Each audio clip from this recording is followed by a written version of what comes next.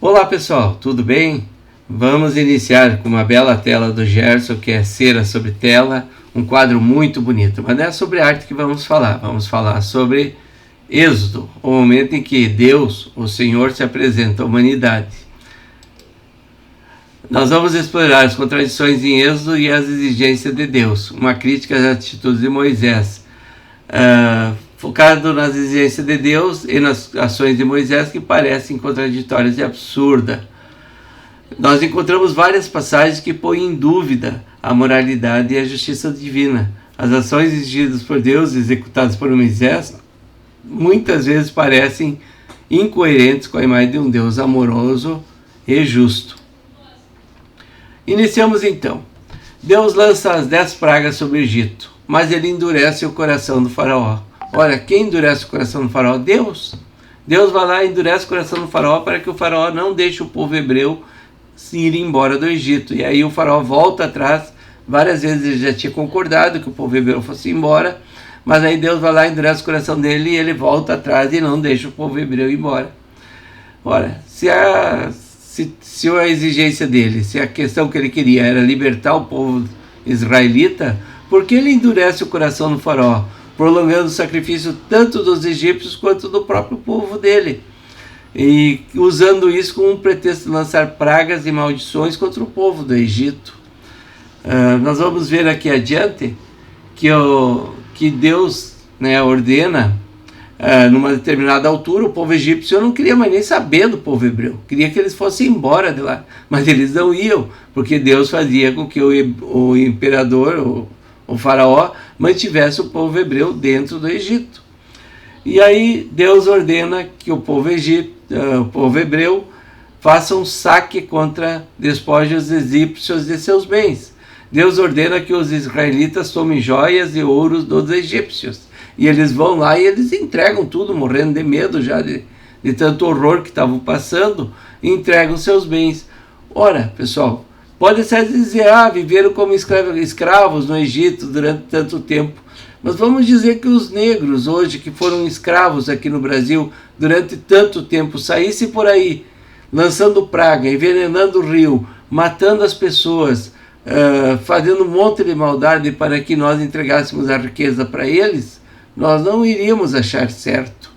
E foi isso que foi feito. Imagina uma grande empresa, o patrão explora seus funcionários veem seu patrão na riqueza e na bonança. E eles dizem, opa, isso não está certo, vamos envenenar a água desse homem, vamos botar veneno na comida, vamos matar seus filhos para que ele entregue a riqueza para nós. Parece-me que Deus ordena isso para os hebreus. E depois ele usa esse ouro, ele pede para os hebreus devolver o ouro para Moisés, ou Moisés, na verdade, Moisés pede para devolverem o ouro para Moisés, e que Moisés construiria um tabernáculo onde Deus ficaria lá dentro. Eu pergunto, se Deus é onipotente, primeiro, por que ele faz o faraó voltar atrás para continuar fazendo maldades? E depois, por que ele exigiria a riqueza de um povo recém-liberto para construir um tabernáculo de luxo e de onipotência, né? Qual a finalidade disso? Bom, aí tem o sacrifício dos primogênitos egípcios, que é a 10ª praga lançada sobre o Egito. Em Êxodo 19, 29 e 30. Deus mata todos os primogênitos no Egito, desde os filhos dos servos até o próprio primogênito do faraó. Como justificar essa morte das crianças inocentes como punição pelos atos do faraó? Isso contradiz a noção de um Deus justo que pune os culpados, não os inocentes. E não era nem punição pelos atos do faraó, porque o faraó já tinha, na 2ª praga, ele já disse, vão embora, não quero vocês aqui, né?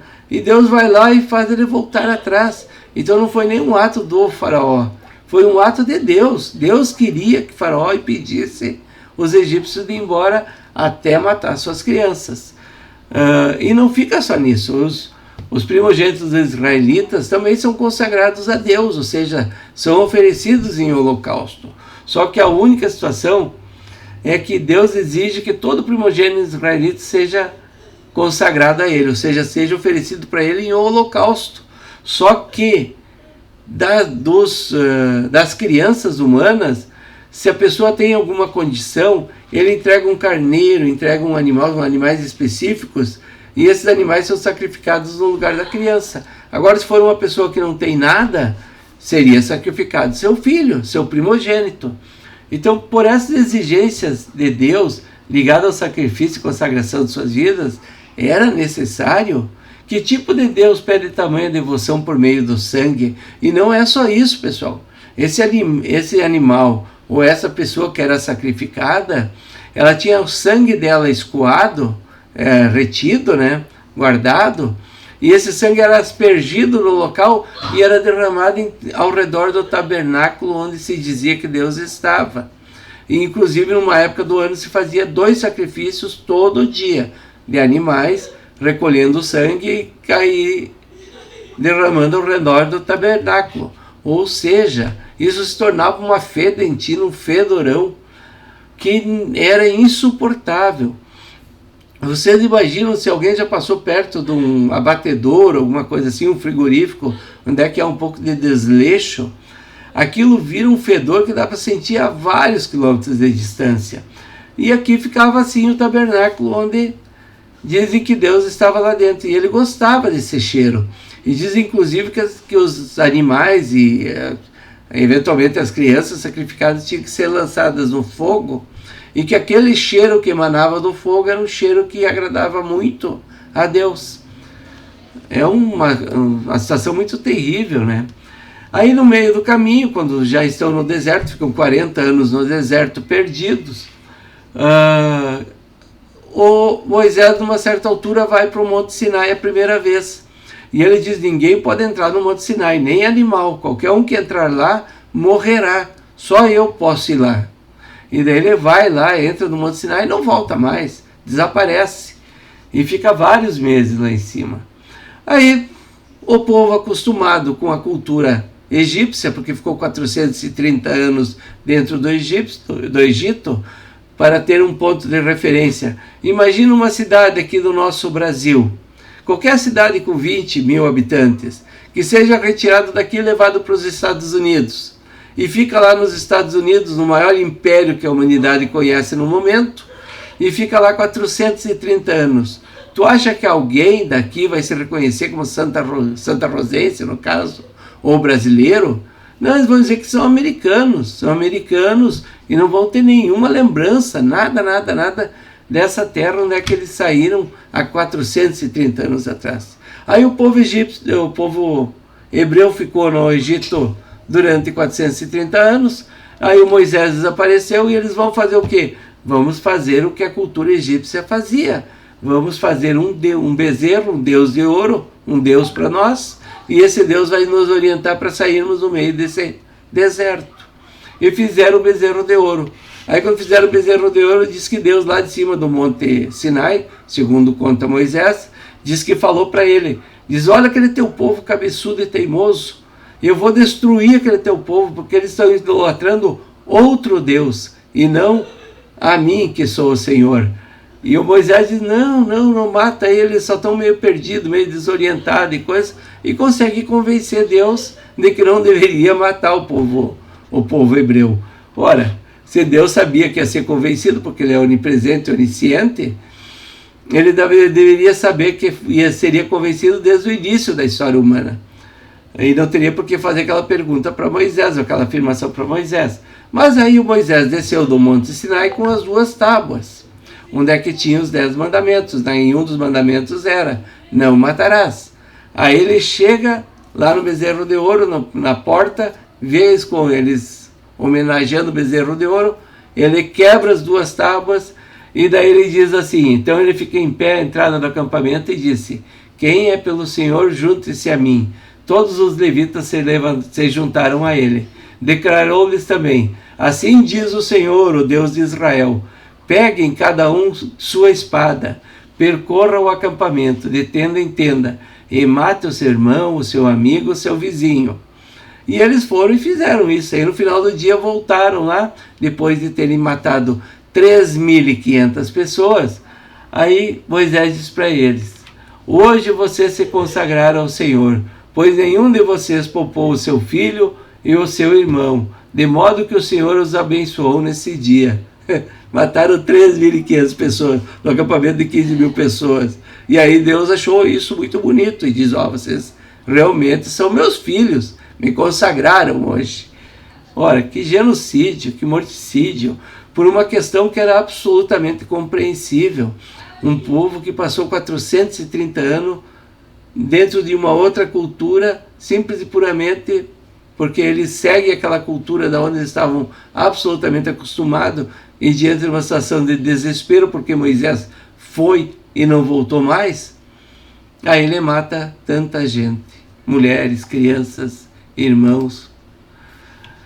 Aí Deus dá uma série de leis para Moisés, leis que são exigências absurdas, como por exemplo guardar o sábado. Quem não fizesse qualquer sacrifício no sábado seria morto, e a punição era a morte. E não é só essa punição, há uma série de outras regras estabelecidas que quase sempre a punição era a morte. E essas regras, segundo Moisés, foram fornecidas por Deus. Além dos 10 mandamentos, tinha essas demais regras. E aí eu pergunto, por que Deus precisava ser tão violento, né? Ele não precisava dar regras tão absurdas assim. Ele poderia se mostrar uma pessoa civilizada, moderna, com um sistema estrutural de leis que aquelas pessoas poderiam ser civilizadas do dia para a noite, mas não, ele manteve eles na mesma escuridão e na mesma ignorância selvagem na qual eles viviam. E aí, vamos adiante. Moisés extermina dos midianitas. Todo um povo Moisés manda matar, né? Moisés ordena o massacre dos midianitas, incluindo a morte de homens, mulheres e crianças, poupando apenas as jovens virgens. Esse ato de genocídio ordenado por Moisés parece completamente incompatível com qualquer ideia de moralidade divina. Como conciliar esse ato de violência extrema com um Deus justo e amoroso? Ora, e ainda tem a perversão, né? Isso eu acho muito engraçado nos escritos bíblicos, a perversão, né? O sadomasoquismo.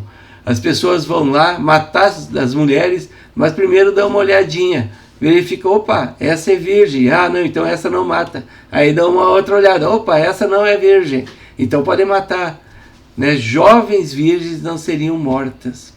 Por que disso? Por que dessa noção sexual da sociedade? É uma coisa tão terrível, tão violenta, tão brusca. E, no final, a conclusão.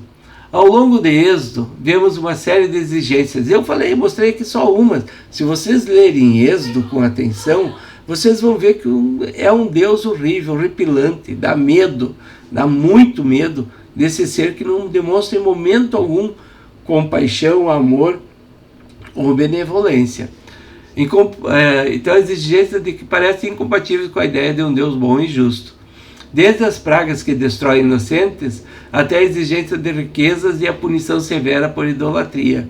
Muitas dessas passagens levantam questões sobre a moralidade divina, e não só sobre a moralidade, sobre a selvageria que foi aquele Deus.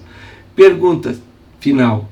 Se Deus é bom e misericordioso, por que ele exige essas ações de quem que parecem excessivas e desumanas? Como podemos conciliar essas exigências com a imagem de um Deus amoroso? Sinceramente, após a leitura de Êxodo, não há como conciliar a possibilidade de Deus ser um ser justo e amoroso.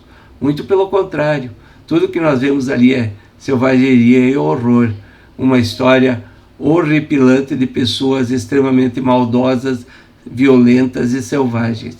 Bom, pessoal, fica hoje essa passagem de Êxodo. Semana que vem vamos falar sobre deuses. E Deus se declara o único Deus? Bom, vamos ver. Acho que não. Um abraço.